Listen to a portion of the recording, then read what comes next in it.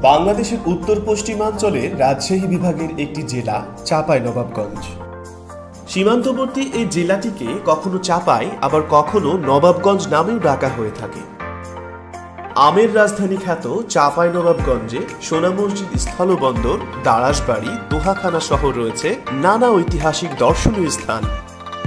এসব দর্শনীয় স্থান ঘুরে বেড়ানোর সাথে সাথে মুখরোচক কালাই রুটি ও একমাত্র শিবগঞ্জে পাওয়া যায় আদি চমচমের স্বাদও নিতে পারেন। সময় থাকলে ঘুরে আসতে পারেন মহানন্দা পাড়ের এই জেলাটিতে।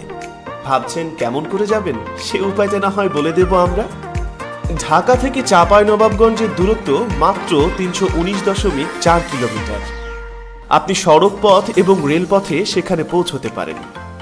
বাসে ভ্রমণ করতে চাইলে মহাখালী, কল্যাণপুর, গাবতলী থেকে টিকিট কেটে নিন।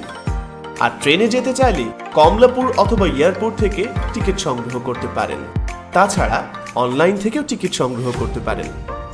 ঢাকা থেকে বিভিন্ন বাস যেমন হানিফ এন্টারপ্রাইজ, শ্যামলী পরিবহন, একতা পরিবহন, দেশ ট্রাভেলস, ন্যাশনাল ট্রাভেলস, গ্রামীণ ট্রাভেলস ইত্যাদি রাজশাহী হয়ে চাঁপাইনবাবগঞ্জে যায়।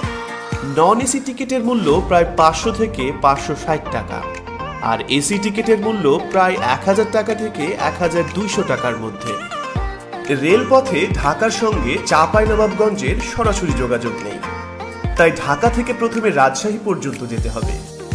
ঢাকা থেকে রাজশাহীগামী ট্রেনগুলোর নাম সিল্ক সিটি, পদ্মা এক্সপ্রেস ও ধূমকেতু, যার টিকিট মূল্য যথাক্রমে নন এসি ৩৪০ টাকা থেকে ৩৬০ টাকা, আর এসি টিকিটের মূল্য ৬৫৬ থেকে ৬৭৬ এবং কেবিন টিকিটের মূল্য ৭৮২ থেকে ৮০২ টাকা।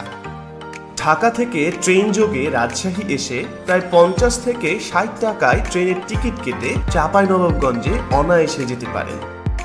আর দ্রুত আসতে চাইলে আকাশপথে সরাসরি ঢাকা থেকে রাজশাহী শাহ মখদুম বিমানবন্দরে অবতরণ করতে পারেন, যার টিকিটের মূল্য ২